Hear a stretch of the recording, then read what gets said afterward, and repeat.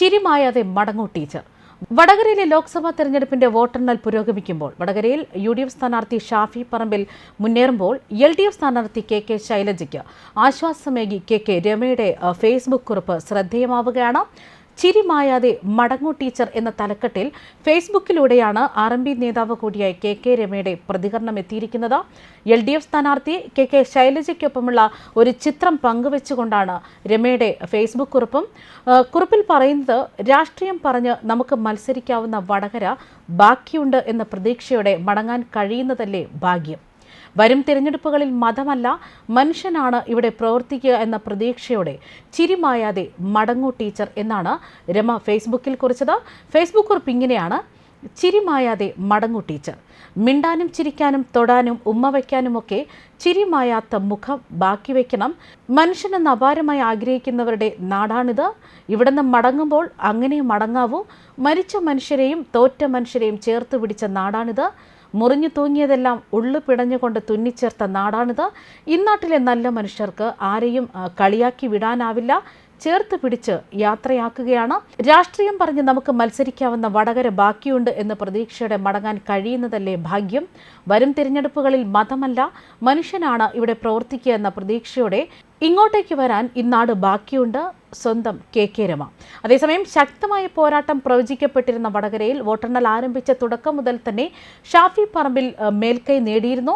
വോട്ടെണ്ണൽ 4 മണിക്കൂറൊക്കെ പിന്നിടുമ്പോൾ ഷാഫി പറമ്പിൽ 59,000-ലേറെ വോട്ടുകൾക്ക് മുന്നിലാണ്. വിവാദങ്ങൾ കൊണ്ടും കനത്ത പോരാട്ടം കൊണ്ടും ഇക്കുറി ശ്രദ്ധേയമായ മണ്ഡലം തന്നെയാണ് വടകര. ഇരു മുന്നണികൾക്കും അഭിമാന പോരാട്ടമായിരുന്ന ഇവിടെ റെക്കോർഡ് പോളിംഗാണ് ഇക്കുറി രേഖപ്പെടുത്തിയത്. മണ്ഡലത്തിൽ രേഖപ്പെടുത്തിയത് 78.41% പോളിംഗിൽ ഇരു കക്ഷികളും വലിയ പ്രതീക്ഷയാണ് അർപ്പിച്ചത്.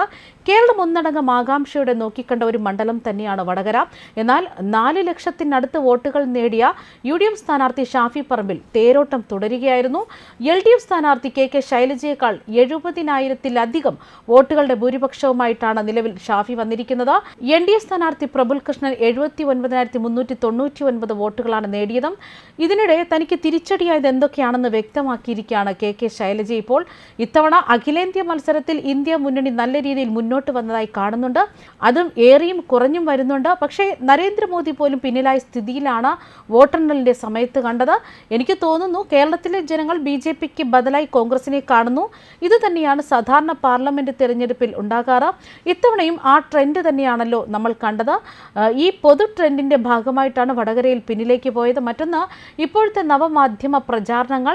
ഹിന്ദു പത്രത്തിൽ ഒരു വാർത്ത വന്നിരുന്നു കഴിഞ്ഞ പ്രാവശ്യം, പാർലമെന്റിനെ പോലും നിയന്ത്രിക്കുന്നത് ഈ ന്യൂ മീഡിയ ആണെന്ന്.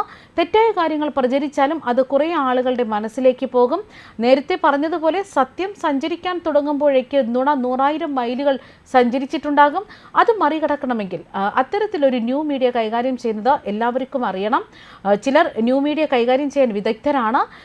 യഥാർത്ഥ രാഷ്ട്രീയ പ്രശ്നങ്ങൾ എത്തുന്നതിന് മുമ്പ് മറ്റു രീതിയിലുള്ള കാര്യങ്ങൾ പ്രചരിക്കുന്നു എന്നതാണ് വസ്തുത. വടകര മാത്രമല്ല, ഇനി നേരിടാൻ പോകുന്ന തിരഞ്ഞെടുപ്പുകളിലെല്ലാം അഭിമുഖീകരിക്കാൻ പോകുന്ന ഏറ്റവും പ്രധാനപ്പെട്ട വിഷയമാണ് ഇതെന്ന് എനിക്ക് തോന്നുന്നു.